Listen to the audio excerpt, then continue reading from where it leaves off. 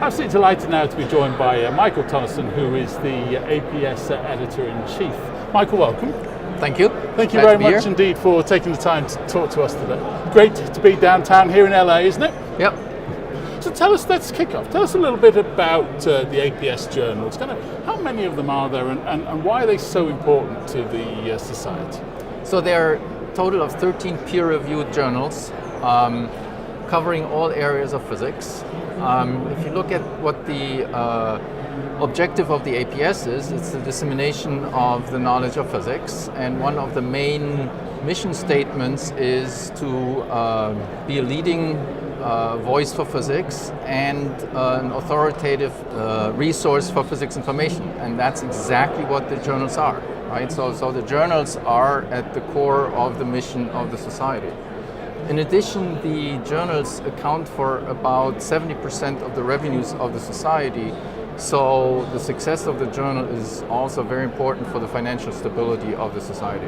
Now you've been in post, what, 6 months now? 6 months, exactly. Today is my 6-month anniversary, yeah. And what have you found, what have you enjoyed the most out of that initial 6 months? So my background is in nuclear physics, which is only a small subfield of physics. So the biggest transition piece was to get to know the other subfields, to learn how and what the journals do, how they interact with the community, and reach out to the communities. This is one reason I'm really excited to be here, because it gives me the chance. The nuclear physics typically goes to the April meeting, so this is a chance to reach out to the March meeting community. So what do you have what's your plan? What do you have in store for the next 6 months? For the next 6 months, one thing I started is already reach out to the divisions and the topical groups and the forums, because those units of the APS serve really as a great resource for information from physics, because they're basically the members are the researchers who do the cutting edge research. And one question I think that we as editors have to ask ourselves, how do we serve those researchers in their various roles as authors, readers, and referees? Having said this is only a small piece, because the APS journal, the physical review journals are much bigger. The audience is much bigger than just APS members. It's worldwide.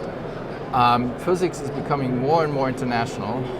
The most recent great discoveries were done by large international collaborations, and you can't constrain physics to a given country or small region.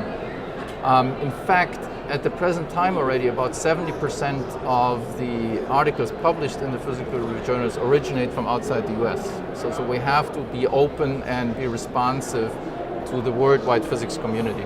Well, thank you very much indeed for taking time to talk to us today, and I hope next 6 months is as good as the first. Thank you. You're welcome.